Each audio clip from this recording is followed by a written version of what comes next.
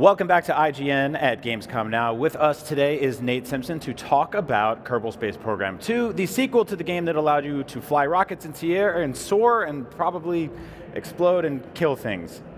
It went horribly for many people, but people love it. Thanks for joining us here. We also have Max Scoville. Great for a lot of people. You want to crash in this game. That's true. Not me. It's never gone well for me. Well, it's going right if you're crashing. That's what this game is all about. It's about learning and by failing, right? I feel like somebody's going to take that quote very far out of context. Anyone in the community can tell you that is what this game's about, for sure. So obviously this is the sequel to a game that a lot of people have sunk just ridiculous amounts of time into. There is a diehard rabid fan base, which has got to be kind of a terrifying situation for you to be in. I'm one of them. I've got more than 2,000 hours in the game, so yeah, I know. And now I feel like I've barely scratched the surface. Yeah. And now you're taking it one step further and making the next iteration. Right, yeah. I actually have not tried to do the math yet on how many hours I'm going to have to sink into this game to get to explore the thing entirely myself. Oh, man. But yeah, I'll probably see my wife again in 2030. Can you talk a little bit about some of the new features and new stuff you have going on in Kerbal Space Program 2? Sure. In the original game, there's a single star system that you explore. You land on planets in that star systems.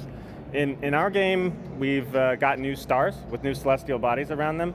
We've kept that original Kerbaler system from the original game. We've enhanced it a little bit, but it's all there. And now we've got some new places to go explore. And in order to get there, we've had to give you some new technologies. So we've extended the tech tree to, I would say, near future plausible propulsion technologies. We've worked very closely with subject matter experts to make sure that those are as rooted in real science as the engines in the original Kerbal Space Program.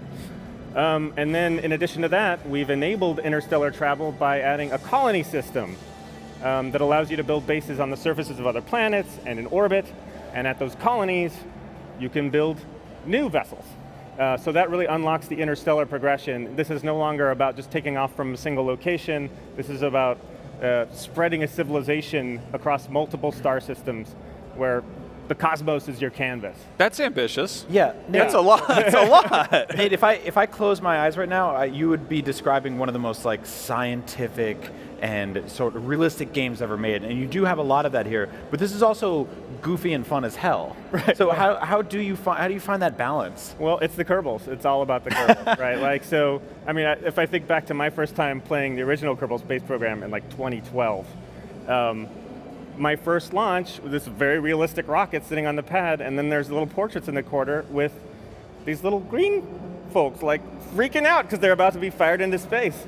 And it's just so charming to have that presence there at all times. Otherwise, I think it would be, a fairly technical rocketry game. But with them there, it kind of prevents you from getting too serious, and it's really helpful to us in terms of making people understand that it's not only okay to fail, it's necessary to fail in order to learn what you're doing in this game, because it is a very challenging, realistic physics simulation, and the way that you conquer those kinds of obstacles is by learning by doing. Right. Now, you're with Star Theory, yes, which is a separate studio from Squad, who made the original. That's correct. You guys have been working closely with them. Can you talk a little bit about that relationship? Yeah, so, well, again, fan hat on, developer hat off. Like, I mean, I've been idolizing these guys for a lot of years, so it's very exciting to get to, like, run my ideas by them and see what they say. And we've had some sort of hilarious back and forth about, we really get into the details, like the relative eyes of Jeb's, or relative size of Jeb's eyes, or like, there's a lot of kind of silly stuff like that. But yes, so Private Division wanted to make sure that there was no interruption in support for the original game. There have been 2 amazing expansions that have come for the original KSP. And so while they're continuing to plug away at this, we've been spooling up on our side. But yeah, we're good friends with them. It's very exciting to be able to work on the same franchise at the same time. That's awesome to think that both of these like experiences will coexist for a while. That's really cool. I mean, a lot of people have a huge investment in the original game, especially around mods, right? Like, there have been a huge number of mods that have been built for the game. That's sort of the beating heart of the community, is the modders. We're actually extending the mod system for ours so that it's even more moddable, because we definitely don't want to miss a beat there. But I definitely understand the value. We want to keep the KSP1 community thriving as well. Those are 2 products that are both amazing. That's awesome. I want to talk a little bit about colony building and sort of how you manage to, I mean, obviously this is a game about primarily launching rockets. That's kind of the big thing. But a colony is a little bit little bit less mobile, There's maybe not as many moving parts, and you still got to do it right. Yeah, exactly. Obviously, that sense of failure and explosions is sort of part of the core experience. How do you sort of integrate colony building while still having that Kerbal experience? Right. Well, so this game is first and foremost about rockets. So we wanted to make sure that the colony experience was an enabling experience as far as helping you to build newer and crazier stuff. But one of the things that we've discovered as we've been sort of playing with the system is that it's kind of Kerbal architecture program now as well. And there's a surprising amount of fun in just seeing what kind of insanity you can achieve structurally with a building, especially with our new terrain system. There's a lot more topology, there's a lot more strange landscapes with which you're interacting when you're building out these spaces. And we think people are going to have a lot of fun doing things like building crazy. I'm in love with the idea of building the most cantilevered landing pad that I could possibly build before it snaps off, and that kind of stuff. You can see a little bit of that in the trailer as well, right? There's those colonies are subject to physics and gravity, and they have mass, and they're rigid body arrays, and they will fail if you don't build them right. Have you run into any scenarios where you've accidentally launched your rocket and then it's come back down into your colony? Oh, not only just launching rockets and coming back down into your colony, some of the new engines we have literally use nuclear bombs as a form of propulsion. So in the case of those kinds of vehicles, you'll want to use something else to get off the pad, or unless you want to destroy your colony for fun, don't. See what happens. Oh my God, that's amazing. I love this. Now, obviously, you guys do have that wonderful balance of here's actual rocket science, but then there's the cartoony, goofy aspect of it. But right. That's a careful kind of, that's a tightrope to walk. What is sort of the style guide of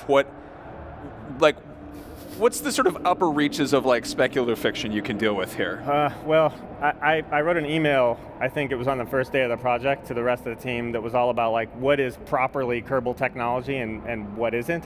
And everything we do needs to be, obviously these things are speculative. Nobody's built a metallic hydrogen engine yet, so we're having to do a certain amount of invention. But no warp drives, no warp gates, no magic technology, right? No M drives. So this, at its heart, this game's always rooted in real science because we want people to, be inspired to go to Wikipedia after they play the game and be like, well, that was insane. That can't be a real thing. And then they look it up and they're like, oh, we would be flying around the solar system right now if it weren't for the Nuclear Test Ban Treaty. And so that's the kind of thing that we want people to get out of it. I think this series might be the smartest educational software that's also about blowing stuff up. It's just a really rare combination of things there. Never call us educational software, because we want people to want to. It's fun first and foremost, but you're right, it's accidentally educational. I didn't come with a subject matter expert background when I first started playing the game, but just over the course of playing the game, I started learning the fundamentals of orbital mechanics, things like that. And now look at me, I'm talking to you about nuclear bomb rockets. So right. That's the first step on a path to really exploring a whole new area of the universe. I really appreciate that as somebody who's terrible in school, because most people would be like, hey, would you like to learn? And you're like, no, learning's for losers. And then they'd show you something cool, and they'd be like, you learned something. You'd be like, yeah, that's great, awesome. I'll give you an exclusive. I am horrifically math phobic. Really? Yeah, and so, but so am I. That makes me feel good. Yeah, I mean, it's not Kerbal Math Program, right? You're learning by doing. Although people who do have that impulse, it turns out they can go real deep into delta V calculations and things like that, and that's all there too. But there's something for us as well. Explosions is a thing everybody in the world likes the concept of in a film. They don't probably like them in the real world, but your game has lots of them and will continue to. Yeah. How do you create explosions in a video game that are awesome and terrifying and fun? We've had some really exciting meetings. First of all, we've watched way too many rocket explosion videos, an unhealthy amount of rocket failures. And there are lots of them, because rockets are really unreliable. They're right on the bleeding edge of technology. But because we have such a diversity of fuel types, I mean, think about it. We have an engine that, in its fuel tank, is full of tiny atomic bombs. So when that fuel tank is ruptured, you're going to have a big event, and it's going to be a unique event. And that's really what it comes down to. Every part type has its own explosion type that's associated with it, and we want every explosion to be as unique as every vehicle is. So yeah, the vehicle failures are, everyone's a beautiful snowflake. No two are alike. Now you mentioned briefly sort of showing this to different experts and getting getting actual rocket scientists to chime in on this. Right. Have you talked to any, have you shown this to Anybody we wouldn't expect? Have you shown this like Neil deGrasse Tyson, like Elon Musk, anything like that? I mean, I'm waiting for their calls. Hopefully, if this game does well enough, they'll want to talk about it. We do have a subject matter expert on the James Webb Space Telescope team. His name's Dr. Joel Green.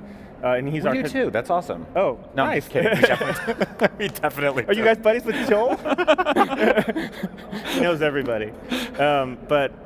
Yeah, so he's been our consultant around celestial bodies and things like that to make sure, again, that they're rooted in real science as well. This is such a cool sentence that you have a consultant on celestial bodies. Yeah, Amazing. I just flew out to Maryland to like hang out with him, and it was one of the coolest things I've ever done in my life.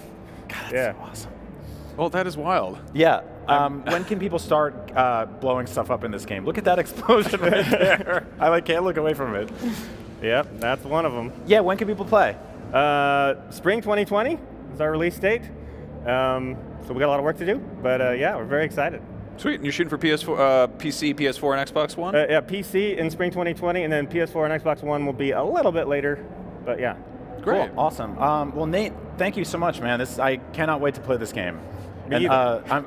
I'm still stunned at the amount of people you have working on this who are way smarter than I could ever understand.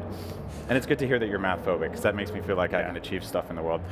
Ladies and gentlemen, Kerbal Space Program 2, you'll be able to play it very soon. It's just one of the many games here at Gamescom. IGN at Gamescom now continues all week long, so don't go anywhere.